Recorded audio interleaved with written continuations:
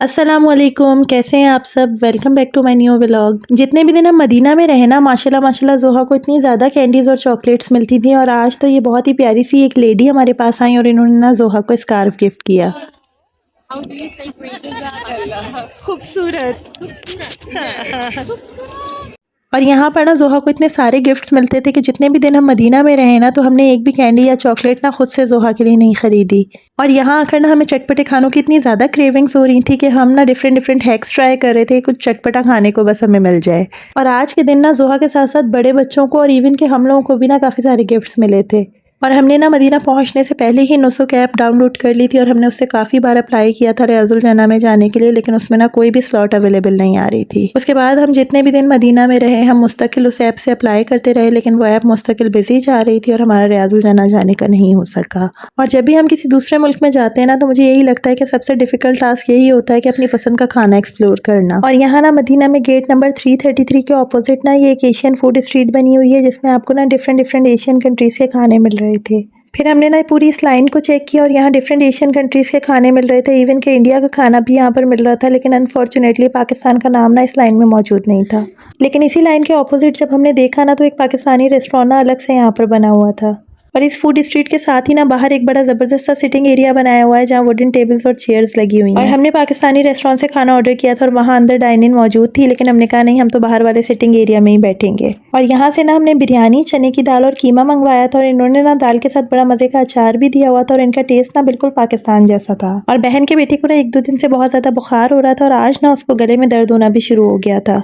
और वैसे तो ना हम पाकिस्तान से अपने लिए सारी मेडिसिन अपने साथ लेकर गए थे और साथ में हम एंटीबायोटिक्स वगैरह भी लेकर गए थे, लेकिन एक बहुत बड़ी गलती हमसे ये हो गई थी कि हम बच्चों के लिए कोई एंटीबायोटिक लेकर नहीं गए थे। और हमारे होटल के नीचे ही ना एक फार्मेसी थी, जहाँ पर वो डॉक्टर से कंसल्ट करके ना मेडिसिन वगैरह देते थे, तो बहनोई अपने बेटे को वहाँ पर लेकर गए, तो उन्होंने ना आइब्यूप्रोफेन ही दे दी, जो पिछले 2 दिन से हम उसको दे रहे थे। आइब्यूप्रोफेन ना 2 दिन से हम बच्चे को दे रहे थे, लेकिन उससे उसको कोई फर्क नहीं पड़ा था। फिर हमने फार्मेसी से जाके उनसे कहा कि आइब्यूप्रोफेन हमारे पास है, आप ये रिटर्न कर लें और आप डॉक्टर से कंसल्ट करके ना कोई एंटीबायोटिक दे दीजिए। लेकिन उन्होंने ना हमें एंटीबायोटिक नहीं दी और उन्होंने कुछ इम्यूनिटी बूस्टर और कुछ विटामिन सी के सिरप्स देकर ना उन्होंने कहा कि बस आप यही यूज़ करें।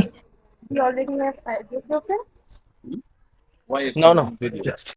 उसके बाद मदीने में हाजियों के लिए जो मेडिकल सेंटर है, हम वहाँ पर आ गए थे, लेकिन वहाँ आके हमें पता चला ना कि वो सिर्फ इशा से पहले खुलता है और इशा के बाद वो बंद हो जाता है।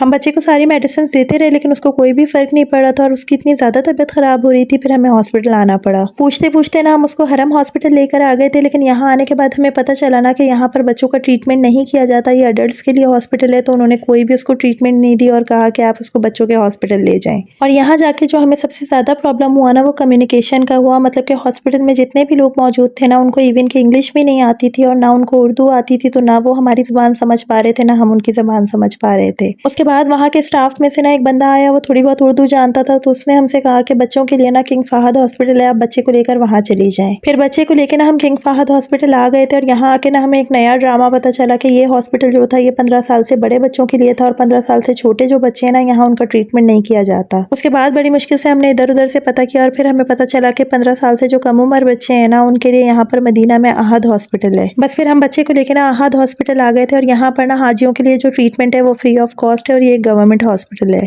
यहाँ आकर एग्जामिनेशन के बाद ना बहन के बेटे को यहाँ पर एडमिट कर लिया था और ये दिन हमारे लिए ना बड़ी परेशानी का दिन था। लेकिन अल्लाह ना करे मदीना में जाकर अगर किसी को हॉस्पिटल जाने की जरूरत पड़ जाए ना, तो हरम हॉस्पिटल जो है वो अडल्ट के लिए है, किंग फहद हॉस्पिटल जो है वो 15 साल से बड़े बच्चों के लिए और अहद हॉस्पिटल जो है वो 15 साल से छोटे बच्चों के लिए है। तकरीबन 3 से 4 घंटे ना बहन के बेटे को ऑब्जर्वेशन में रखा, उसके बाद उसको जो है डिस्चार्ज कर दिया था, लेकिन उसके बाद भी उन्होंने ना कोई एंटीबायोटिक प्रिस्क्राइब नहीं की थी और उन्होंने कहा था कि बस आप पैरासीटामोल और आइब्यूप्रोफेन इसको दें। और हम पाकिस्तानियों को चाहे बच्चे हों या बड़े हों, हमें एंटीबायोटिक की इतनी ज़्यादा आदत पड़ चुकी है कि जब तक हमें एंटीबायोटिक ना मिले ना, तो हमारी तबीयत ठीक नहीं होती है। इस वाक़े के बाद ना बड़ी अच्छी तरीके से हमें सबक मिल गया था कि आप बच्चों की सारी मेडिसिन तो साथ लेकर जाएं ही जाएं, लेकिन साथ में आप वो एंटीबायोटिक भी लेकर जाएं जो पाकिस्तानी डॉक्टर ने ना आपके बच्चे को प्रिस्क्राइब की। और वहाँ जाके ना सबसे बड़ा प्रॉब्लम हमें इसी वजह से हुआ कि वहाँ के जो हॉस्पिटल में जितना भी स्टाफ था ना, उनको ना इंग्लिश आती थी ना उर्दू आती थी और वो सिर्फ अरबी बोल रहे थे। नेक्स्ट डे बहन के बेटे की ना तबीयत थोड़ी बेहतर हो गई थी, तो बस फिर हम शॉपिंग करने बिलाल मार्केट आ गए थे और यहाँ आकर ना हमें कुछ इतना खास समझ में नहीं आया। बस हमने यहाँ से थोड़ी सी चॉकलेट्स ली और थोड़ी सी खजूर ली।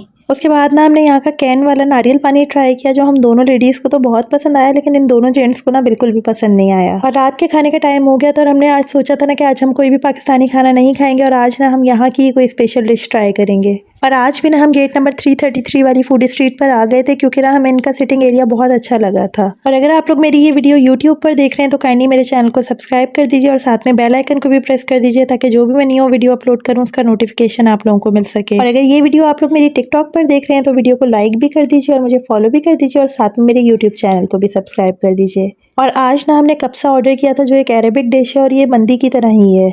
हमने चिकन कब्सा ऑर्डर किया था और इसके साथ ना टमाटर की चटनी दी हुई थी और साथ में ना पूरे लीमुओं को इन्होंने ग्रिल किया हुआ था जिसका बहुत ही ज़बरदस्त टेस्ट आ रहा था। और ये कब्सा ना हम सबको ही टेस्ट में बहुत अच्छा लगा। वीडियो पसंद आई है तो लाइक शेयर और कमेंट ज़रूर कीजिएगा and please don't forget to subscribe my YouTube channel. मिलते हैं इंशाल्लाह अपनी नेक्स्ट वीडियो में। अपना बहुत ज़्यादा ख्याल रखिएगा, दुआओं में याद रखिएगा। अल्लाह हाफ़िज़, बाय बाय।